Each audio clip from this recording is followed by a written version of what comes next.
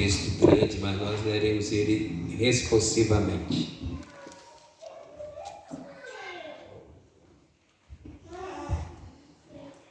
Êxodo 3. Hoje eu quero meditar com os irmãos aí sobre a presença de Deus e também sobre santidade, restauração e servir a Deus. Vamos ler responsivamente? Êxodo 3. Apacentava Moisés o rebanho de Jetro, seu sogro, sacerdote de Midian, e levando o rebanho para o lado ocidental do deserto, chegou ao monte de Deus, a Horebe. Apareceu-lhe o anjo do Senhor numa chama de fogo no meio de uma sarça. Moisés olhou, e eis que a sarça ardia no fogo, e a sarça não se consumia. Então disse consigo mesmo: irei para lá e verei essa grande maravilha. Por que a sarça não se queima? Vendo o Senhor que ele se voltava para ver, Deus, do meio da sarça, o chamou e disse: Moisés, Moisés. Ele respondeu: eis-me aqui. Deus continuou: não te chegues para cá, tira as sandálias dos pés, porque o lugar em que estás é terra santa. Disse mais: eu sou o Deus de teu pai, o Deus de Abraão, o Deus de Isaque e o Deus de Jacó. Moisés escondeu o rosto porque temeu olhar para Deus. Disse ainda o Senhor: certamente vi a aflição do meu povo que está no Egito, e ouvi o seu clamor por causa dos seus exatores. Conheço-lhe o sofrimento. Por isso desci a fim de livrá-lo da mão dos egípcios, e para fazê-lo subir daquela terra a uma terra boa e ampla, terra que emana leite e mel, o lugar do cananeu, do eteu, do amorreu, do ferezeu, do eveu e do jebuseu. Pois o clamor dos filhos de Israel chegou até mim, e também vejo a opressão com que os egípcios os estão oprimindo. Vem agora, e eu te enviarei a Faraó, para que tires do meu povo os filhos de Israel do Egito. Então disse Moisés a Deus: quem sou eu para ir a Faraó e tirar do Egito os filhos de Israel? Deus lhe respondeu: eu serei contigo, e este será o sinal de que eu te enviei. Depois de haveres tirado o povo do Egito, servireis a Deus neste monte. Disse Moisés a Deus: eis que quando eu vier aos filhos de Israel e lhes disser: o Deus de vossos pais me enviou a vós outros, e eles me perguntarem: qual é o seu nome? Que lhes direi? Disse Deus a Moisés: eu sou o que sou. Disse mais: assim dirás aos filhos de Israel: eu sou, me enviou a vós outros. Disse Deus ainda mais a Moisés: assim dirás aos filhos de Israel: o Senhor, o Deus de vossos pais, o Deus de Abraão, o Deus de Isaque, o Deus de Jacó, me enviou a vós outros. Este é o meu nome eternamente, e assim serei lembrado de geração em geração. Vai, ajunta os anciãos de Israel e dize-lhes: o Senhor, o Deus de vossos pais, o Deus de Abraão, o Deus de Isaque e o Deus de Jacó, me apareceu dizendo: em verdade vos tenho visitado e visto o que vos tem sido feito no Egito. Portanto, disse eu: far-vos-ei subir da aflição do Egito para a terra do cananeu, do eteu, do amorreu, do ferezeu, do eveu e do jebuseu, para uma terra que mana leite e mel. E ouvirão a tua voz, e irás com os anciãos de Israel ao rei do Egito, e lhe dirás: o Senhor, o Deus dos hebreus, nos encontrou. Agora, pois, deixa-nos ir caminho de 3 dias para o deserto, a fim de que sacrifiquemos ao Senhor nosso Deus. Eu sei, porém, que o rei do Egito não vos deixará ir, se não for obrigado por forte mão. Portanto, estenderei a mão e ferirei o Egito com todos os meus prodígios que farei no meio dele. Depois vos deixará ir. Eu darei mercê a este povo aos olhos dos egípcios, e quando sairdes, não será de mãos vazias. Cada mulher pedirá à sua vizinha e à sua hóspeda joias de prata e joias de ouro e vestimentas, as quais porei sobre vossos filhos e sobre vossas filhas, e despojareis os egípcios. Amém. Irmãos, na Bíblia nós temos muitas manifestações de Deus. Na teologia tem uma palavra que nós usamos para isso que chama teofanias, né? Teo é a palavra grega para Deus, fanias, palavra grega para manifestações. Manifestações de Deus. Teofanias, né? São várias manifestações que tem na Bíblia, em vários momentos da história do povo de Deus, e aqui nós temos mais uma delas. Que também é o símbolo da nossa igreja presbiteriana, né? A sarça, né? Quando Moisés estava ali no deserto, pastoreando as ovelhas, de repente ele olhou, viu uma árvorezinha, um arbusto, né?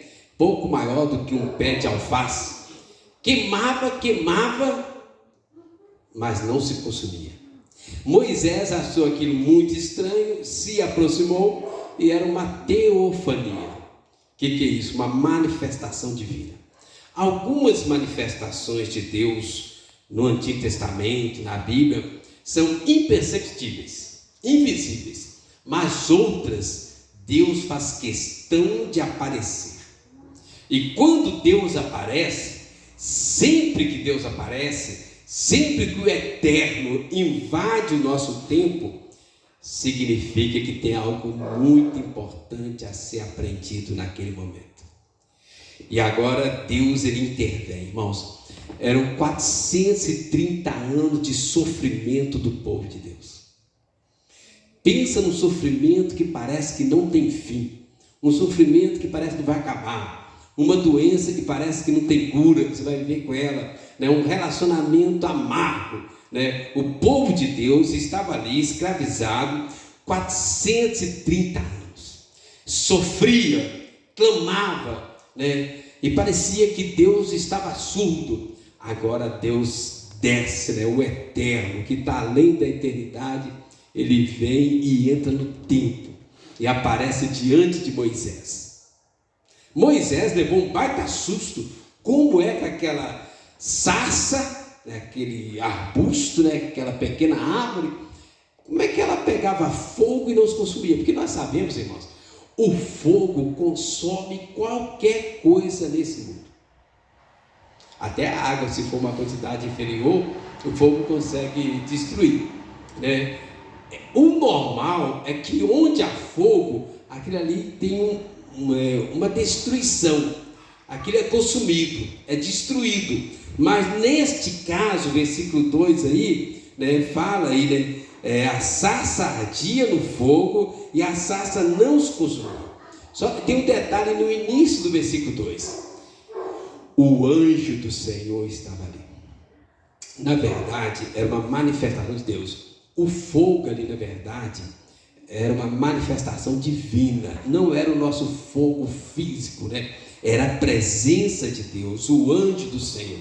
Toda vez, irmãos, que aparece essa palavra, o anjo do Senhor, em letras maiúsculas, significa Jesus pré-encarnado.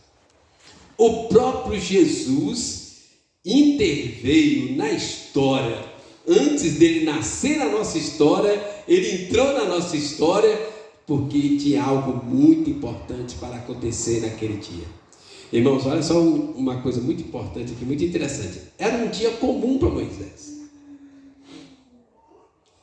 Moisés já estava ali naquele deserto 40 anos.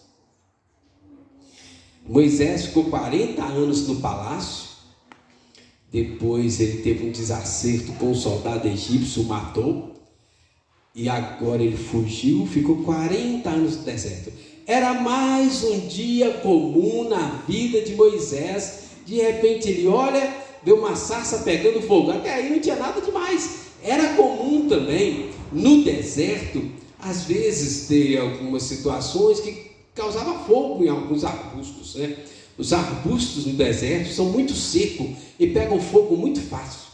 O que não era comum é a sarça pegar fogo e não destruir, porque tinha algo além. Aquilo ali trazia para nós, o eterno estava ali. Nada é consumido.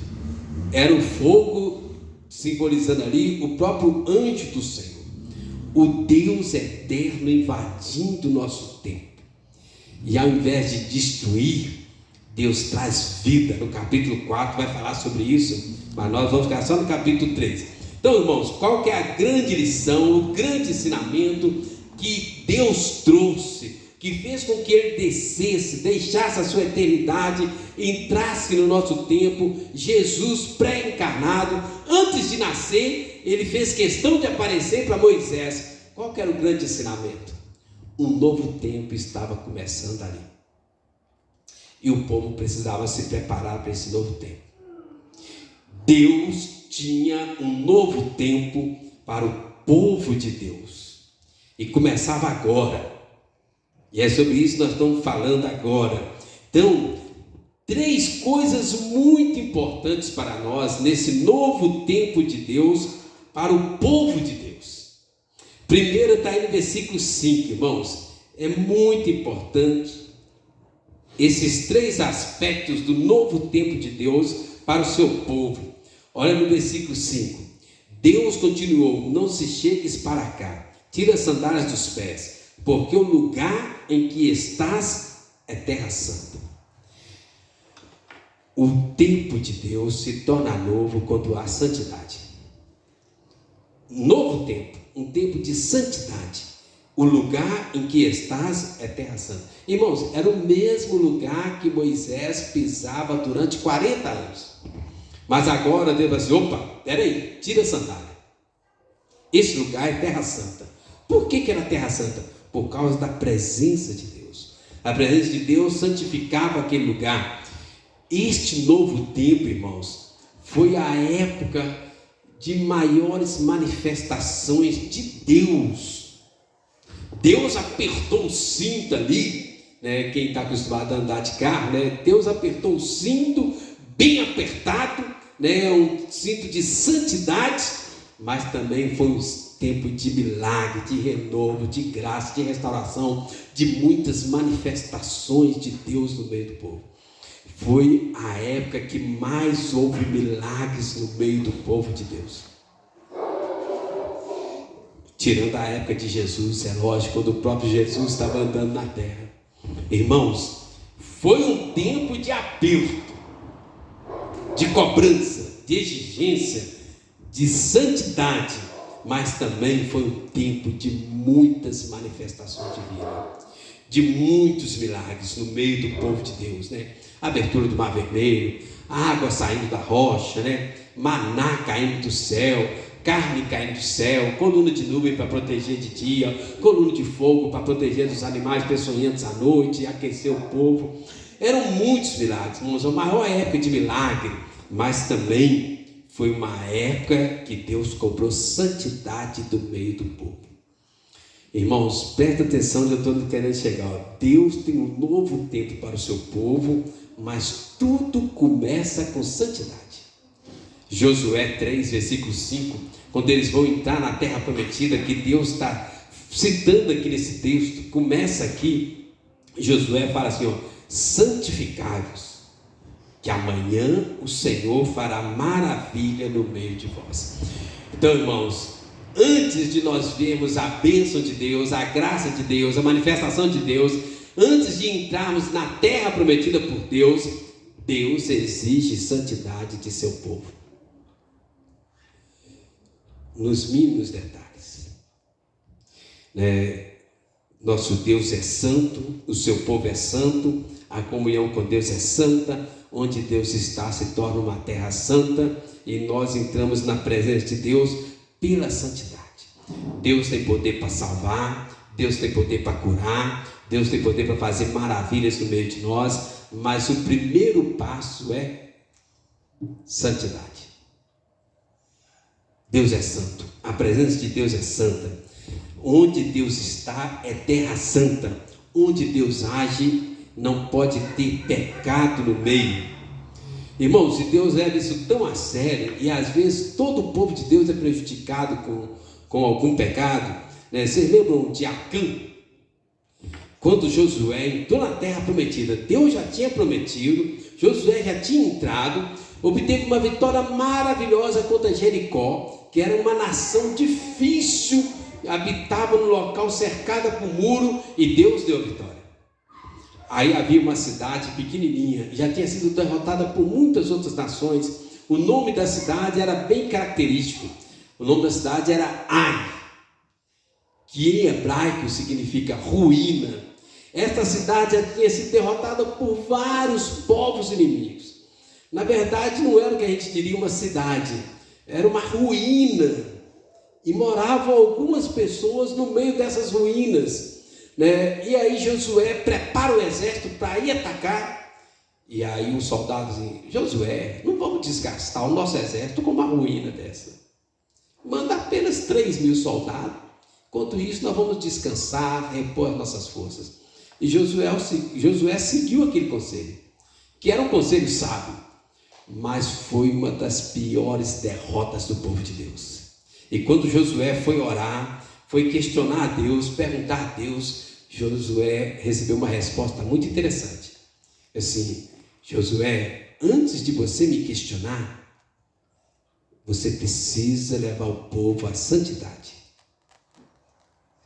O povo precisa tirar o pecado do meio dele. Josué não entendeu nada. E aí Josué chamou o povo e falou assim: olha, tem pecado no meio de nós.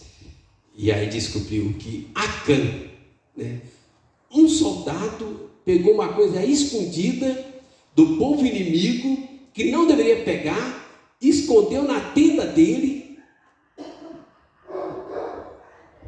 e aquilo tão simples foi a causa da derrota de todo o povo de Deus. Irmãos, Deus tem um novo tempo para o seu povo, Deus tem poder para realizar coisas maravilhosas, mas tudo começa com essa compreensão. Deus exige santidade do meio do seu povo. Amém? Segundo ponto nosso, versículo 7, versículo 8. Olha aí, olha. Além de santidade, quando a gente começa com santidade, Deus intervém trazendo restauração e novidade de vida. Versículo 7. Diz ainda o Senhor: certamente vi a aflição do meu povo. Irmãos, Deus sabe do nosso sofrimento, das nossas lutas, das nossas dificuldades. Às vezes parece que ninguém sabe. Às vezes o marido que está dentro da nossa casa, às vezes pessoas da nossa família não entendem o nosso sofrimento. Mas com Deus não é assim. Certamente vi a aflição do meu povo que está no Egito, ouvi o seu clamor por causa dos seus exatores, conheço-lhe o sofrimento. Por isso desci, a fim de livrá-lo da mão dos egípcios, e para fazê-lo subir daquela terra para uma terra boa e ampla, terra que mana leite e mel. Deus viu o sofrimento, Deus sentiu o sofrimento, Deus se compadeceu do povo e Deus desce. Mas primeiro, santidade. Agora, restauração, novidade. Entende, irmãos? Deus conhece o nosso sofrimento, mas antes dele intervir no meio do povo, ele exige santidade. Ah, ninguém sabe, ninguém viu. Será que Deus esqueceu de mim? Santidade. Depois da santidade, a restauração e a novidade. Deus está prometendo aqui, empenhando o nome dele. Eu vou tirar esse povo daquela terra do Egito, 430 anos de escravidão. O Egito tornou-se a nação mais poderosa da terra. Era impossível derrotar o Egito. Mas Deus disse: eu vou tirar esse povo daquela terra e vou trazer esse povo, vou levá-lo para uma outra terra, a terra prometida, a terra que mana leite e mel. Eles vão comer de vinhas que eles não plantaram, eles vão morar em casas que eles não construíram. Deus tinha uma promessa maravilhosa para aquele povo, e Deus vai realizar essa promessa. Mas lembra que tudo começa com santidade. A restauração de Deus no meio do povo foi algo tão maravilhoso que o nome dele foi glorificado por todas as nações. Aonde o povo de Deus passava, o nome de Deus era glorificado por causa da obra maravilhosa que ele fez. Irmãos, humanamente era impossível. 430 anos de escravidão, sofrimento, clamor, né? Mas Deus viu, Deus teve compaixão, Deus interviu, e 430 anos de escravidão foram dirimidos em poucos dias. Entende, irmãos? O povo fala assim: Deus se esqueceu de nós. Deus fala assim: santidade, que a restauração está chegando. Irmãos, tem muitos exemplos na Bíblia disso. Lembra de Esther? Esther foi levada como escrava para uma nação pagã. Deus se esqueceu de mim. Deus pega Esther naquela nação pagã e de escrava transforma ela em rainha. Deus tira Davi de trás do curral das ovelhas. Ele ficava ali limpando o curral de ovelhas. Deus tira Davi, traz Davi, unge Davi rei.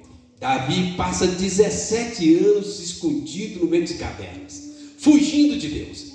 17 anos. Deus se esqueceu de mim. Deus vai assim: estou preparando o caminho. E Deus pega Davi de trás do curral das ovelhas e coloca Davi como o maior rei da história de Israel, talvez um dos melhores reis que já existiu no mundo. E tem exemplo de vários outros, né? Raabe estava lá esquecida. Deus pega ela de uma prostituta, ela vira uma princesa do povo de Deus, de onde vai vir Jesus o Cristo. Onde eu estou querendo chegar, irmãos? Não há limite para a restauração de Deus. Deus viu o sofrimento, Deus conhece o sofrimento, Deus pode fazer uma restauração maravilhosa na vida de qualquer pessoa, que qualquer pessoa que olhar vai ficar maravilhado, o nome de Deus vai ser glorificado. Deus pode mudar a sua vida de uma forma tão radical, tão maravilhosa, que todo mundo vai ficar maravilhado e o nome de Deus será glorificado.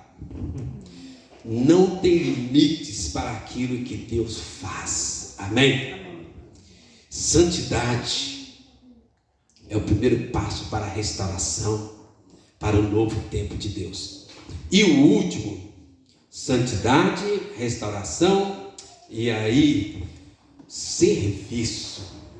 Irmãos, isso aqui é muito importante também. Olha o versículo 12, porque nós gostamos muito, às vezes até a gente paga o preço do sacrifício. Tem gente que não tem dificuldade para isso. Nós gostamos das bênçãos de Deus, da restauração de Deus, das maravilhas de Deus na nossa vida. Mas muitas vezes a gente fica aí no meio do caminho. A história não acaba aí. Versículo 12: Deus lhe respondeu: eu serei contigo, este será o sinal de que eu te enviei. Depois de haveres tirado o povo do Egito, servireis a Deus neste monte. Disse Moisés a Deus: eis que quando eu vier aos filhos de Israel e lhes disser: o Deus de vossos pais me enviou a vós outros, e eles me perguntarem: qual é o seu nome? Que lhes direi? Disse Deus a Moisés: eu sou o que sou. Disse mais: assim dirás aos filhos de Israel: eu sou, me enviou a vós outros. Irmãos, Deus exige santidade. Deus promete libertar, restaurar, fazer um novo tempo na vida do povo de Deus. Deus tem propósitos em tudo quanto Ele faz. Santidade, restauração, serviço. Tempo de servir a Deus. Se você já foi alcançado pela graça de Deus, Deus já fez algo maravilhoso na sua vida, Deus trouxe uma restauração maravilhosa. Então presta atenção, é tempo de servir a Deus e servir aos irmãos. Este é um novo tempo, irmãos. Servir a Deus, servir aos irmãos. Deus não tirou o povo da escravidão do Egito para que eles ficassem ali na terra prometida apenas comendo, bebendo, descansando. Eles iam comer e beber e usufruir da terra prometida, mas tinha algo mais para eles: servir a Deus, servir aos irmãos. Entende, irmãos, onde eu estou querendo chegar? Às vezes a gente se apega às bênçãos de Deus e esquece do Deus da bênção. Quando Deus te abençoar, você precisa lembrar disso. Deus te abençoa com um propósito, que você seja a bênção para outras pessoas, para o povo de Deus, para a igreja de Deus. Deus não te salva para você ficar acomodado em casa. Deus te salva para que você aprenda a servi-lo e servir aos irmãos. E, via de regra, domingo é o dia por excelência do serviço a Deus. Entende? O domingo é o dia do culto a Deus. É o dia escolhido por Deus. É o dia consagrado por Deus para que nós possamos servi-lo junto com os irmãos. Deus te cura, Deus te salva, Deus te liberta, Deus faz uma restauração, Deus faz algo novo na sua vida. Para quê? Tem um propósito, irmãos, para que você possa servi-lo e servir aos irmãos. Irmãos, nessa minha caminhada pastoral, já encontrei muitas pessoas que Deus abençoou maravilhosamente, e quando eles foram abençoados, eles estagnaram, pararam, acomodaram e ficam presos ao que Deus fez no passado. Quando eu tinha 10 anos atrás, 5 anos atrás, 20 anos atrás, Deus fez isso, Deus fez aquilo. Irmão, Deus fez, Deus está fazendo, e Deus quer fazer muito mais na sua vida e através da sua vida, amém? Não é hora de parar, não é hora de acomodar, é hora de avançar.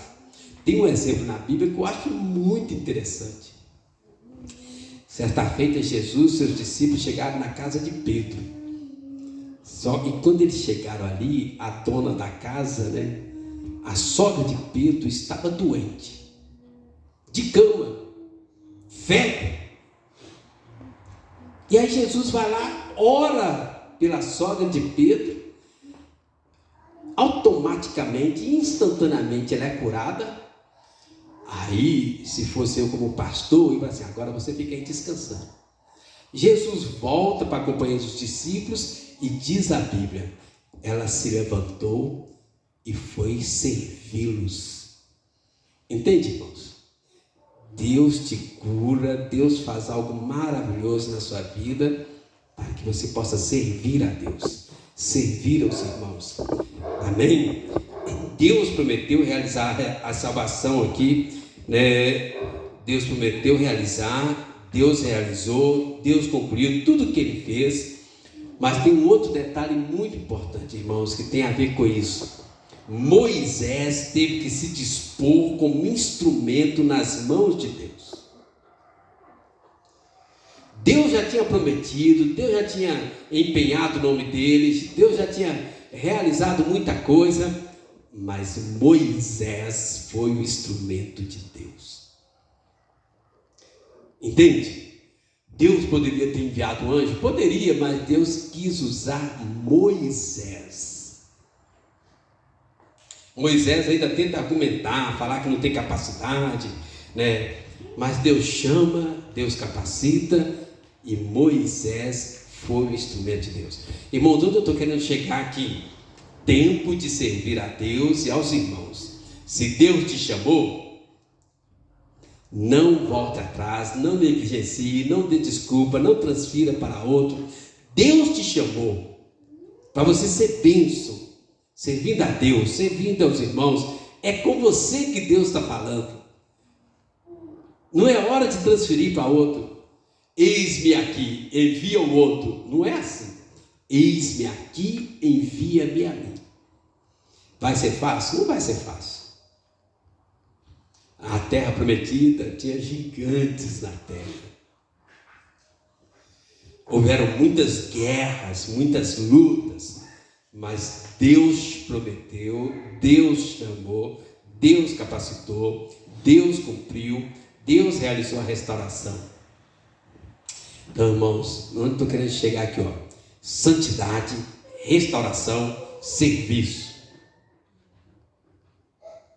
Deus te chamou, Deus santificou, Deus restaurou, agora Deus te dá um propósito: servir a Deus e aos irmãos. Amém? Então, para concluir, irmãos, era mais um dia comum na vida de Moisés. 40 anos vivendo naquele deserto. Mas esse dia não seria o mesmo até o final daquele dia. Um dia mudou toda a história de Moisés, do povo de Deus, da palavra de Deus.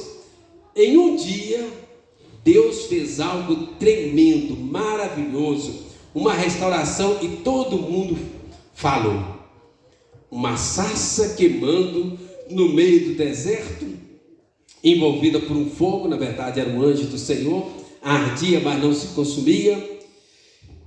O Deus transcendente, ele vem habitar no meio do povo, restaura o povo, liberta o povo e dá um novo propósito de vida para o povo. Irmãos, Deus tem nos chamado.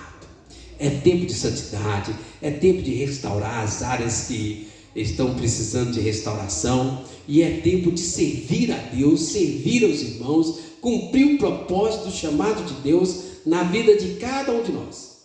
Não é tempo de brincar, não é tempo de transferir a responsabilidade, não é tempo de dar desculpa, não é tempo de deixar para depois. É hora de servir a Deus, servir aos irmãos e entrar na terra prometida. Viver o melhor de Deus para nós. Moisés estava ali no deserto, foi um tempo precioso, ele aprendeu muita coisa, mas tinha uma terra prometida para alcançar. E Moisés era o instrumento de Deus naquele tempo. Depois Josué. Entenderam, irmãos? Santidade, restauração, servir a Deus, servir aos irmãos, entrar na terra prometida, viver o melhor de Deus na sua vida. Amém? É por isso que eu estou orando esse ano. E Deus faça cada dia mais na nossa vida. Vamos orar?